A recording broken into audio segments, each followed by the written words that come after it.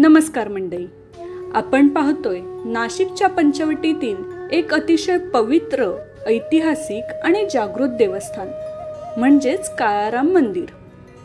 गोदावरी नदीच्या पवित्र तीरावर वसलेला पंचवटी परिसर म्हणजे प्रभू श्रीरामांच्या वनवासातील अनेक घटनांचा साक्षीदार मानला जातो. नाशिक शहराच्या मध्यवर्ती भागात रामकुंडापासून अगदी काही मिनिटांच्या अंतरावर जुन्या नाशिकमधील अरुंद गल्ल्या, भक्तिभावाने भरलेलं वातावरण आणि मंदिराच्या उंच शिखराचं पहिलंच दर्शन मनाला शांततेचा अनुभव देतं. असं मानलं जातं की प्रभू श्रीराम वनवासात असताना ज्या दंडकारण्यात काही काळ वास्तव्यास होते तो परिसर म्हणजे आजची पंचवटी. याच भूमीवर रामायणातील अनेक महत्त्वाच्या घटना घडल्या. शूर्पणखेचे नाक कापले गेले, सुवर्णमृगाचा प्रसंग घडला आणि इथूनच माता सीतेचे हरण झाले. त्यामुळे पंचवटीचा प्रत्येक कण रामनामाने भरलेला वाटतो.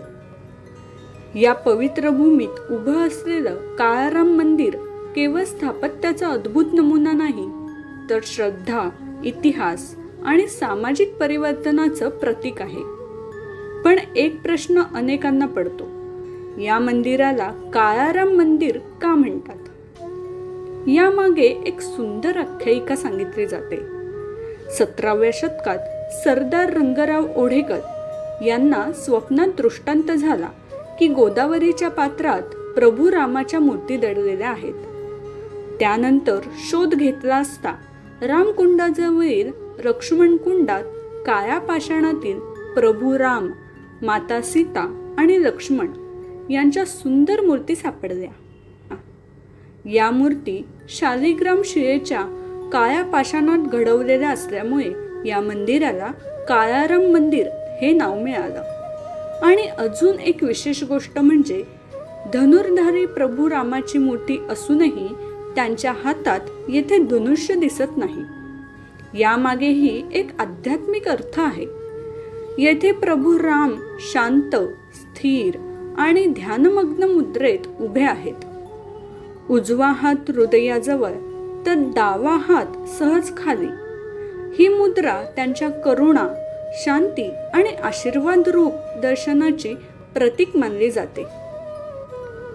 जणू काही प्रभू स्वतः भक्तांना सांगत आहेत, भक्तिभावाने या, मी तुमच्या पाठीशी आहे. हे मंदिर श्रद्धे इतकंच सामाजिक इतिहासासाठीही महत्त्वाचं आहे. 2 मार्च 1930 रोजी डॉक्टर बाबासाहेब आंबेडकरांच्या नेतृत्वाखाली याच मंदिरात प्रवेश मिळावा म्हणून ऐतिहासिक हजारो लोकांनी समान हक्कासाठी संघर्ष केला आणि या लढ्यामुळे आज हे मंदिर सर्व जाती धर्मांच्या लोकांसाठी खुले आहे. म्हणून काळाराम मंदिर हे समतेचंही प्रेरणास्थान ठरतं.